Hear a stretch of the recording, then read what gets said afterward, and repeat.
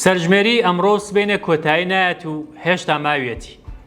هەرچەندە پێشتر وا بڵاوبووە کە ئەمڕۆ سبەینێ پرۆسەی سەرژمێری لەگەڵ هەڵگرتنی قەدەغەی هاتوچۆ کۆتایی دێت و هاوڵاتیان دەگەڕێنەوە سەرژیانی یاسایی خۆیان، بەڵام بە دەستپێکردنی پرۆسەکە ئەمڕۆ بۆمان دەرکەوت کە بژمێرەکان تەنها چەند پرسیارێک دەکەن و کوچە و کۆڵانەکان جێ دێڵن و دەڕۆن.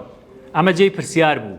ئێمە بە دوواداچوونمان کرد و پرسیارمان لە دڵزار حەمە ساڵح بەڕێوبەری ئاماری هەولێر کرد.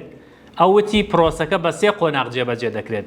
قۆناغی یەکەم لە 16 بۆ 19 مانگە بوو، قۆناغی دووەم لە ئەمڕۆ سبەینێدایە، قۆناغی سێمیش لە 22 ئەم مانگە بۆ 10 مانگی داهاتوو بەڕێوە دەچێت. لە قۆناغی یەکەمدا پرسیارە سەرەتایەکانی وەک ناو ئەندامانی خێزان و سەرۆک خێزان کێ ئەمە لە هاوڵاتیان کراوە. لە قۆناغی دووەمدا کە ئەمڕۆ سبەینەیە ئەو زانیاریانە پشتڕاست دەکرێنەوە، ینی بژمێرەکان پرسیار لە هاوڵاتیان دەکەن و هاوڵاتیان دەبێت ئەو زانیاریانی کە پێشتر داویانە هەمان زانیاری بدەنەوە.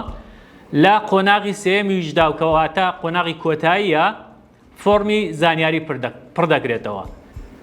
دڵزار حەمە ساڵە وتی ئەو خێزانانەی کە گەڕاونەتەوە شوێنی خۆیان ئەمڕۆ سبەینێ دەبێ لە قۆناغی سێمیشدا ئامادە بن و زانیاریەکان بە دروستی بدەن بە بژمێرەکان.